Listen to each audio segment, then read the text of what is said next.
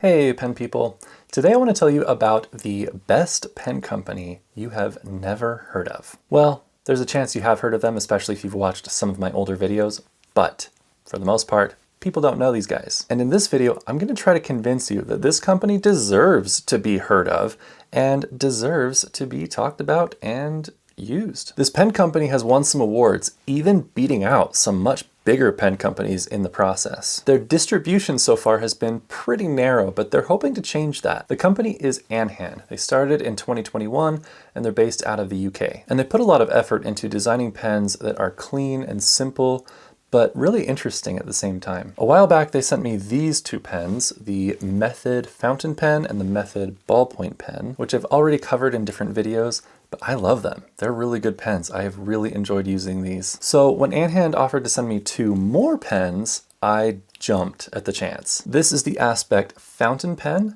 and this is the Aspect rollerball pen. They look great, but I was really curious to see, would these pens be as good as the Method pens that I have grown to love? First, let's do a quick review of the Method pens that I have covered already. Then I'll go over my new Aspect pens. And then after that, I'll show you a writing sample with all four pens. All right, let's start with the Method ballpoint. I love the minimalist look of it. The matte black finish is super, super nice. And it's just a very simple, clean design that I really, really like a lot. I believe the pen is made out of brass, and you can see this little brass ring here. That is actually a much larger brass chunk with threads on it, and that screws into the pen. This barrel is all one part, which I think is really interesting. There's nothing to screw off right here, so the refill comes out the top right there. So it just screws down, and yeah, so it's a screw closure mechanism. It feels good in the hand. It's a good thickness. The one thing though to keep in mind is it doesn't taper super gradually like a lot of ballpoints do. It has almost more of a pencil shape to it. So you've got this conical shape here. So it really depends on where you hold the pen and at what angle, but I've made this pen work for me, and it's actually really comfortable to use. The refill in here, it's one of those Parker style refills, so it's a very universal style. If you don't like what comes in this pen, you can pretty easily swap it out for something else. But this is the Schmidt EasyFlow 9000. And boy, I'm impressed with it. It is so smooth and so pleasant to use. One thing I'll note about this refill though is that it is so smooth that it can feel almost a little out of control. I'm used to writing with fountain pens, which, as smooth as they can be, often require a little bit more intention. This, it just flies as fast as you'll let it go. And sometimes I just feel like I have a hard time keeping up with it, and I have to kind of put the brakes on to make sure it doesn't get away from me and make my handwriting look extra sloppy. But if you want a smooth refill that's easy to use, this thing is amazing. All right, the Method fountain pen is very similar in some ways. It's a little bit stockier and shorter. It has a matching brass accent, and when you uncap it, it's got a brass grip section that has patinaed over time. The cap posts really well, sits really well in the hand that way. It's nicely balanced, and it's a snap cap, and it gives you a good amount of resistance to put it on and to take it off. It's not going anywhere. It's really nice. It's a really satisfying closure, and it just feels really secure. So I feel like this is a good EDC fountain pen. It's one that you can throw in your pocket or in a backpack or something, and you won't have to worry about it all that much. Like I said, it posts comfortably, it's balanced, and it's nice to write with, it's comfortable. I will say it is a very narrow grip section, so take that into consideration. If you like chunkier pens, this might not be the pen for you, but it works for me. I like it. The nib is a stock Schmidt nib with the Schmidt logo on it, and this particular one is a broad nib. I decided to try that. I'm not really a broad nib person, but this nib has been fun to use. Before we move on to the Aspect pens, please consider hitting the like button so this video can spread to more pen and paper lovers. Also, a huge shout out to Christopher Smith, who is my newest channel member. Memberships aren't something I ever want you guys to feel pressured into. My content is free, it always will be, but I do really appreciate it when someone decides they have the means to offer a small but really powerful financial boost to Down the Breather Hole. So thank you to my members. Now, let's talk about the Aspect rollerball. This is a cute, squat little thing. It is very much a pocket pen. It reminds me a little bit of Kaweco ballpoints and rollerballs that I've seen. Here's the Method ballpoint as a comparison there. I believe the Aspect pens are made out of aluminum, so they are really light, but they feel really rugged and durable. In fact, there are no plastic or rubber components anywhere in this pen. It is all metal. I know because I took it apart, which apparently I wasn't supposed to do. I kind of broke it in the process. I got it put back together, but the mechanism here is, so it's a push top opening mechanism, and there's a little ball bearing that moves around in a track inside here. What happened is I twisted this top part off, and that made it so there was space in the mechanism for that little ball bearing to come loose. I didn't lose it, thank goodness. I was eventually able to put it back together with Andhand's help. It required a magnet to hold that little bearing in place, but as long as you don't mess around with this pen, it's solid. It's rock solid. It does have kind of a peculiar sound to it.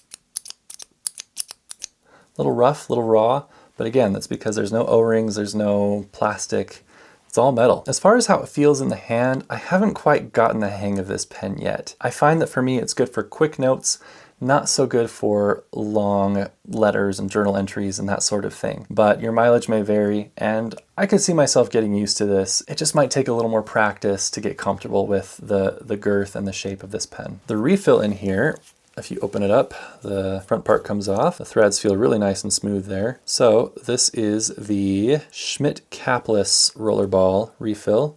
I believe it's the same one that you see in like Retro 51 pens. So a fairly common rollerball refill, and it is very smooth and very inky. It's very much a fountain pen-esque kind of experience. Personally, I don't enjoy this refill as much as I had hoped. I've tried it also in the Retro 51, and it's nice. It is prone to bleeding sometimes from my experience, even more than some fountain pens. And the refill on my Retro 51 at least has skipped on me a little bit. This one not so much. This one's been better. But the nice thing about this pen, again, just like the Method, you can swap it out. You can swap that refill out for whatever you want. So I might just swipe a refill from one of my Parker Jotters or something and stick it in here, and then I have a ballpoint that I think I'll be more comfortable with. But again, this is a nice pen. It's cute, and it's gonna last. Okay, last but absolutely not least, we have the Aspect fountain pen. This is a really interesting one, and it's pretty different from the Method. So like the rollerball, it's got these faceted sides that are fun. It's got the logo on the finial there at the top. It's a screw cap, comes off, and it can screw onto the back to post. I'm typically not a big fan of pens that you have to screw onto the back to post the cap. It just feels like a lot of extra work just to take your pen out to write something down. But I've actually kind of liked it with this one. You know, it's nice having a cap that you know isn't going anywhere because it is screwed on tight. And the cap is light enough that it really doesn't add hardly any back weight. It feels nicely balanced in the hand. I really like how it feels posted and unposted. Again, like the Method, it's a fairly narrow grip section, but it's a different shape. So the Method is a shape where it tapers down, it gets narrower the closer it gets to the grip. The grip on the Aspect is a little more concave, very slightly. So it's thinner in the middle, wider at both ends. And it feels really good, but it is pretty narrow. It's like getting down toward a pencil almost in size. So again, if you like narrow pens, you'll love this. If you don't like narrow pens, maybe you won't. I do like how, even though this is a metal grip section, the matte finish as well as kind of a brushed texture that they have on there makes it so this is very grippy. It's not a slip hazard at all. It doesn't slip in my hand. The Method doesn't either. The raw brass is actually pretty grippy. So if that's a concern, I don't think you need to be worried about that at all. So the nib on this one, again, is a Schmidt nib, but it is a fine nib, which is usually more of my jam. And I really like this nib a lot. It's smooth, it's reliable, and it is quite fine. I can put down a pretty nice crisp line with it, and it just feels really good. It feels like a really reliable writer. If I had to pick a favorite between the Aspect and the Method, I'm not really sure what I would say. They're just different pens. I like them both a lot. Okay, let's take a quick look at a writing sample. All right, here's our writing sample. This is my Midori cotton notebook. I've had it for quite some time and I use it occasionally. And it's in this slipcover that I made a long time ago. And yes, it is upside down because I've used it for multiple subjects, so I kind of flip it back and forth depending on what I'm doing that day. Anyway, here is a quote for you. I want to be better about sharing inspirational quotes from books, from really cool sources, and this is one of them. I think you guys will like this. And as you can see here, I used all of my different Andhand pens to write this. So I broke it up into little chunks here. And for the fountain pens, the ink I used is Lamy Petrol, and it's the new formula, the new ink that they recently came out with. And here's the quote. "My tool of choice was a pen. I would argue that, like a shovel, it too is a way of getting somewhere or finding something. Instead of a shovel opening up a piece of ground, making way for a ditch or trench, a pen opens up a piece of paper for a story." And that is from Terry Tempest Williams. She is an amazing writer from my home state of Utah. So it's a cool quote, a good one for us pen people, right? Okay, so this is probably obvious, but this is the broad nib here, and you can compare how the broad and fine stack up against each other. There's a pretty big difference there.